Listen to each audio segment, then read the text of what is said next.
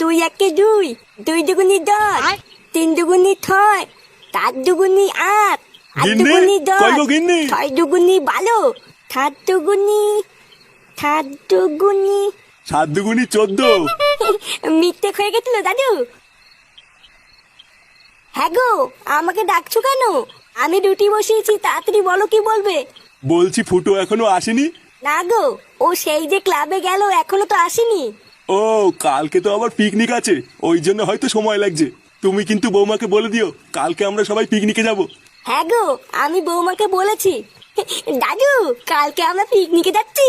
হ্যাঁ দাদু ভাই, কালকে আমরা সবাই মিলে পিকনিকে যাচ্ছি। কি, তোর বাড়ির সবাই পিকনিক আসবে? ভোদা, এখানে কি নাটক চুদাচ্ছিস নাকি তুই? চোদনা, এটা আমাদের পার্সোনাল পিকনিক ছিল, তোর বাড়ির লোক কি করে জানলো? এ বাড়া, আমি তো ওটাই বুঝতে পারছি না কি করে জানলো। আমি তো শুধু রাস্তায় যাওয়ার সময় মদনকে বলেছিলাম, আর তো কাউকে বলিনি। ওরা বাপকে কে বললো ওটাই তো আমি বুঝতে পারছি না। বুঝলি পল্টু, আমার মনে হচ্ছে এই মদনই পুঙ্গাটা মেরেছে। হাত বড়া, পুরো পিকনিকটার গা মারা হয়ে গেল। পল্টুদা, এবার মাল খাবো কি করে? কত আশা ছিল পিকনিকের ভিতরে গলা পর্যন্ত মাল খেয়ে পড়ে থাকবো। ফুটোর বাপ মা থাকলে তো আর কিছুই হবে না। ও লেওড়া, তুই চাপ নিস না। পিকনিক এসে যে ভোদার বালি আসুক না কেন, মাল তো আমরা খাবোই। যা, তোরা বারে এক পেটি বাংলা কিনে নিয়ে আয় গিয়ে।